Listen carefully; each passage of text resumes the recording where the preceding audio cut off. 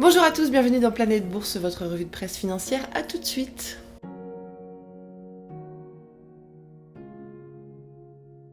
On commence avec l'Europe. 4,7 milliards de livres sterling ont été investis dans les entrepôts britanniques en 2020. Poussé par la croissance du e-commerce, le secteur de la logistique récupère les déçus des bureaux et centres commerciaux, une situation qui profite largement aux acteurs de l'immobilier et de la logistique tels que Prologis, Savills, Segro et Tritax.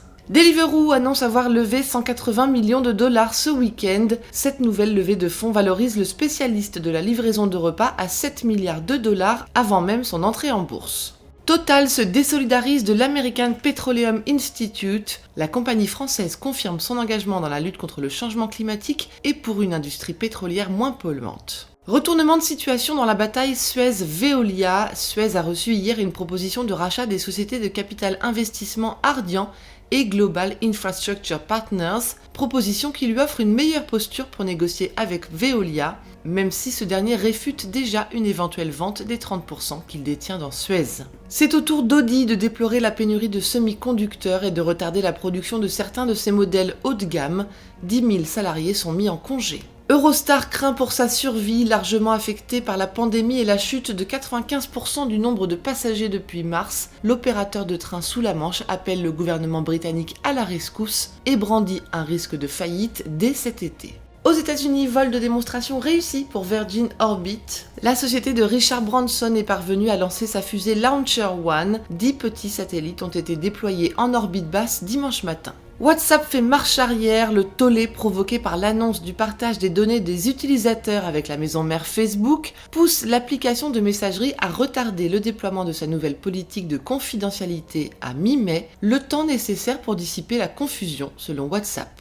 Toyota préfère payer 180 millions de dollars plutôt que de s'engager dans une bataille judiciaire.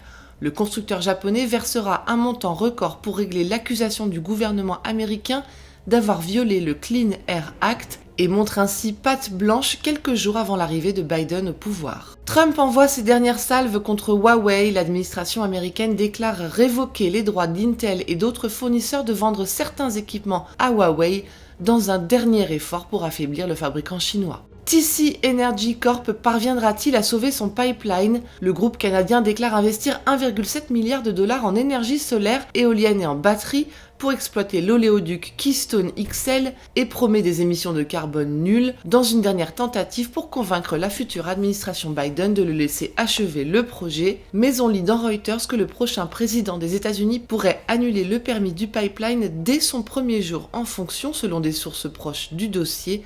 Affaire à suivre. En Asie, Hyundai Motor va construire sa première usine de piles à combustible à hydrogène en Chine. Le constructeur automobile sud-coréen qui veut surfer sur la vague des véhicules à hydrogène fait fi des pressions exercées par les États-Unis quant à l'installation de lignes de production sur le territoire chinois. 1 milliard de dollars seront nécessaires pour faire sortir cette usine de terre d'ici mi-2022. PTTOR cherche 1,8 milliard de dollars lors de son introduction en bourse. La filiale station essence du géant thaïlandais de l'énergie PTT espère vendre 25% de ses actions et Nikkei Asia de rappeler que la Thaïlande a accueilli 60% des introductions en bourse d'Asie du Sud-Est en 2020. Un mot des émergents pour terminer. À contre-courant de ses pairs, ADNOC pour Abu Dhabi National Oil Company s'inscrit en faveur d'une accélération de la production de pétrole brut. Alors que les pétrolières du monde se détournent des combustibles fossiles, le groupe y voit des opportunités à saisir et veut augmenter la capacité de production des Émirats Arabes Unis à 5 millions de barils par jour d'ici 2030. Voilà ce qu'il fallait lire aujourd'hui sur les unes du Monde. À demain!